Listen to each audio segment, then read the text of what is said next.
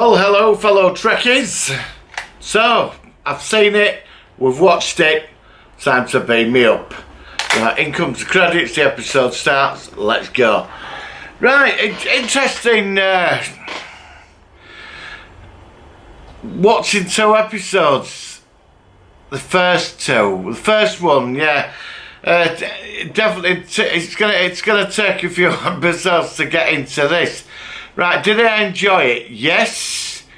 Can I complain about it? Oh God, I could pick up more continuity issues than all else, but I'm not going to do that because it's too easy. So I'm going to try and go with the positive points, and then I'll go over some negative points. The story was where I thought it were going to go. This was about her and how she ends up on the Discovery. I did wonder about Michelle Yeoh's character. It's where I don't know. I don't want to give too many spoilers out, but her character ended up where I thought she would. She was like the opening.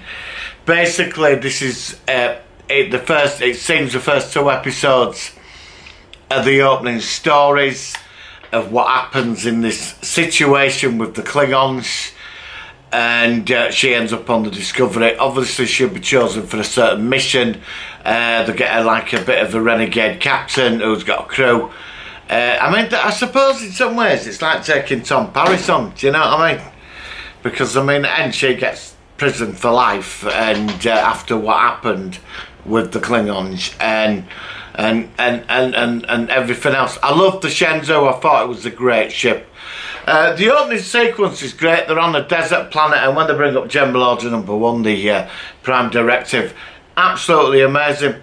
There's a storm coming, and the goes, look, you know, they can't beam us back to the ship. Do you know what I mean? And it ends up, she says, walk behind me, the captain. I mean, Michelle Yeoh's brilliant. It's a shame she's gone. Well, you don't know, there could be a twist with that. So, like, they walk around in a certain line, and then the Shenzhou appears. Because when the way they've walked created the Starfleet emblem, which is a beautiful start. Saru, I do like Saru. He's sort of like Mr. Logic, and he's very cautious and very safe. Went on about his race being livestock for someone else, quite interesting. Like he was like the other main character we got in. I didn't like it when Michael, who this series is about, she's number one. She's on the verge of getting her own command. I mean, in the situation, she goes and rings Sarek up, you know, for advice. I don't know if I was happy about that. The guy that plays Sarek is very good, but Sarek is a bit of a ruthless, cold, unemotional, you know, I don't want to say the word, but he is quite Vulcan. I mean, you know, you got to realise that I don't know if she went off to get advice from him, because I mean the situation with the Klingons. Now, I mean, I'm going to honestly say I don't know whether to rant, shout and bawl or jump for joy over Klingons, I really don't. I mean, the ship's stunning. The technology obviously dwarfs the new series. It dwarfs that of Enterprise as well, the technology on this ship. It really does. They've tried to, it's interesting now they've got the display screens. The big screen in the ship, it's like a window. It goes, the bridge screen goes right round the ship, whereas Kirk had like a flat screen TV on it as his monitor. I do like the ship. I mean, the things like the phasers look brilliant. Communicators. I mean, when you walk onto the bridge, the noises are identical. You know the noises. Even the red alert klaxon is, you know, is the same. And but as a the ship does look more advanced. As no matter how you try to downplay it, like even with Enterprise, you sort of accepted it. With this, it's it is very smooth looking, but I suppose you've just got to sort of take a bit of a step back with that, you know, with this. I mean, I don't know. I think it looks a bit more advanced at next gen. Don't forget that's 100 years down the road as well. So it is. We are in the prime timeline now. When this starts, the opening credits are quite cool, with the artistic work and that at the beginning, and the Discovery getting drawn. It's pretty cool, is that? And then we sort of get the Star Trek music just as end of credits. But I mean, the casting of everybody we've seen so far has been pretty cool. I mean, this is very character driven, which is it takes the character levels to quite a deep level with them. I was a bit worried about this, you know, because I didn't want to go. I hope we don't go down Battlestar Galactica route with it, please. But the ship's great. The crew, I even like the uniform. I think the uniforms are pretty cool, actually. But I mean, I don't want to start knocking this just yet. I'd rather start knocking this at the end of the 17 episodes. But there is a few problems. I mean, I can understand why they went for Axanar. Now, they're saying they haven't had contact with Klingons for 100 years. Now, but there's been events, haven't there? I mean, is Garth Vizar set before this? I'm going to have to check. You know, unless that's later on. It must be later on then, I suppose. I don't know. I need to get my Star Trek chronology out and check all this out. So, guys, if you know, please let me know. But they said they hadn't seen him for 100 years, which I thought, well, that would a bit, well, you know, 100 years were a bit odd. Now, Michelle Yeoh, spectacular. It's a shame, but I don't think she's dead. I think she might have survived. That's all I'm going to say. Probably giving a big spoiler away. Fuck it. So what? Right. The Klingons. Right. I don't know what to make of Klingons. Now, we haven't had the explanation what they're about. This is some house under T'Kuvma. They're all Kalis worshippers of like a pure, like real religious warrior type race. And obviously the Klingons are always having bloody civil wars. They're always one house trying to screw each the other. But they're sort of united, which that does make some sense. That's how they become like a united Klingon empire. Because you get to see the High Council, but they all look like them. So how they're going to explain next gen Klingons, the Kirk Klingons. I mean, these people exist. So, I mean, they're going to have to get... I don't know what the explanation is. I've not read... I've tried to avoid a lot of things on it. I'd rather just feel my way around as I go along. I don't want to read out spoilers. There's not much with Klingons. I've found them a bit one-dimensional. Whereas in Next Generation and DS9, they all, like Mr. Walt, they all have personalities. I mean, these Klingons are so far removed from Worf and Martok and Garon than what I'm used to. I mean, they are like the movie ones to a point. I mean, the old 2 episodes, it reminds you, there's a bit of lens flare in it, but the special effects are superb, as it should be for Star Trek, because Star Trek is quality science fiction. I mean, you're going to get a top of the range show. Now, Orville has gone in this direction. They've took the atmosphere from Star Trek 20 years ago, and they've gone with that flow of it. Now, I think you could have done that with this, but made it serious, but with that flow of that simplicity. This is very complicated, very powerful stuff to watch. I mean, don't get me wrong, I sat through the 2 episodes and I did enjoy it. I've only just finished watching them. I'm going to watch the after show on Netflix, and then I'm going to watch the 2 episodes again so I can get used to it. But I did have issues with the Klingons, I really did. I don't know why. Look, I've been a Trekkie all my life. I mean, you know, from original series, and then we got the late 80s and the 90s up until the early 2000s. It were all Star Trek, you know what I mean? And the Klingons, you nearly spent 20 years with the same type of Klingon in every series. You know, you did. Now, this lot, I don't know where they've got this lot from. I mean, they're just so...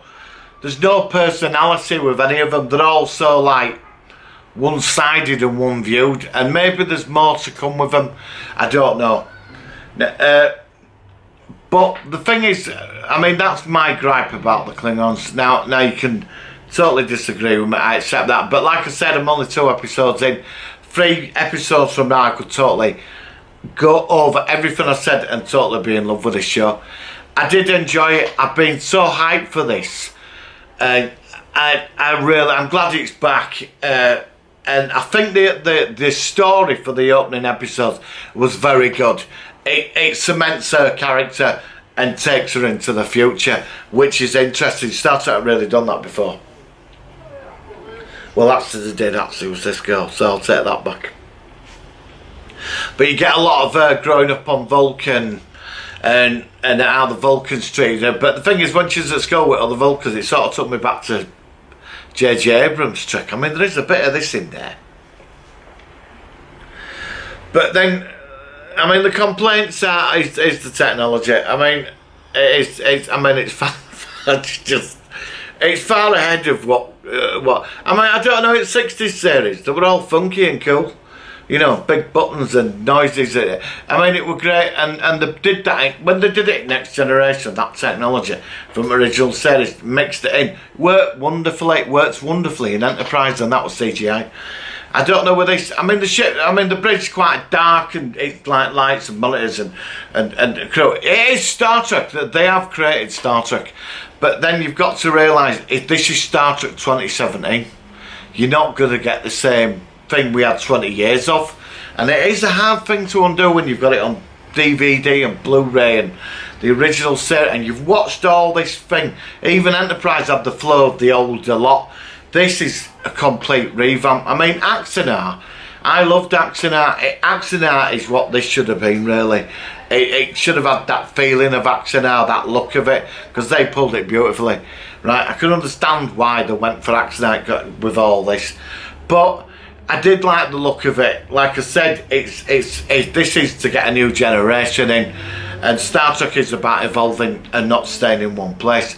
So I mean, I can't complain. I mean, I've got so many complaints and so many positive points of it. The question, I'm going to give this 8 out of 10. For the first 2 episodes, I did enjoy it. There is flaws, and other people are going to pick at these flaws, especially purists are going to walk from this. I'm going to stay with it because I'm open-minded. It's like Star Wars. It came back different. Do you know what I mean? The next film is going to be different to anything we've seen so far, because now it's going to establish its personality. This series has to establish itself. I'd like to see this go to series 2, at least get to 3rd and 4th season. You know, I don't want this being cancelled at the end of this series, because I don't think it's fair. I think we should look. I'd like everybody to stick with it and give it a chance. You know, but I enjoyed it. I'm going to give it 8 out of 10. It was worth the excitement to see it. The casting, I'm not going to knock it. I think the casting's superb. I really do like her character, Michael's character, you know, Sonic Green. I think she's brilliant. And I like Saru. He really grew on me. He's got that mysterious, creepy alien thing about him. I like the Bynard on the bridge. And I mean, there is hints and things there that you can tie into. But the scene is, when you go on the bridge, I know I've said this, then doors open, you get the noises of that time frame. So, give it a chance. So this is my review for this first 2 episodes of Star Trek Discovery. Let me know what you think. I mean, I don't want to give too much away. I probably did when I said about her, but I don't think she is. I don't think she's dead. I think she's alive still. You know what? They're going to do the unexpected. So it's 2 episodes. I think there's going to be a lot of plots, twists and turns with this. But I'd like to also see them get onto an exploration. I mean, there is a bit of a war going on. Federation fleet and Klingon fleet, they're all kicking off. You know, I mean, the Klingon ships are more bony structured as well. I'm going to stop complaining about the Klingons, but all in all, I did enjoy it, and like I said, I'm gonna stick with it. I'm excited it's back, but like Orville did something wonderful. I think they should have gone down that sort of route, just toned it down. I don't know.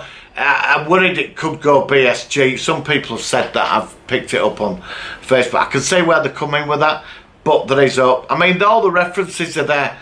You know, they've got robots on the bridge, and like you know, like I've like cyborg crew members. You saw one of them. But yeah, 2 episodes is not enough to judge a TV series in my eyes. It takes at least 5 to 6 episodes before you walk. I'm stay with the show all the way. By episode 5 and 6, I'm hoping I overturn everything I've said here today. Right guys, that's me. I've gone on for 14 minutes about this, but I've been so passionate about it. So please give this video a like, give it a share. Let me know what you think, guys. I'm up for debating this. Daniel, if you watch it, definitely up for the podcast. Just Google me anytime and we'll get something sorted. Alright, bud. Right, live long and prosper, everybody. And I'm going to beam out. Right, no, I'm gonna have to do a cheesy effect. Can't afford it, not on my budget. Alright guys, wish you all the best. Have a great day. Speak soon.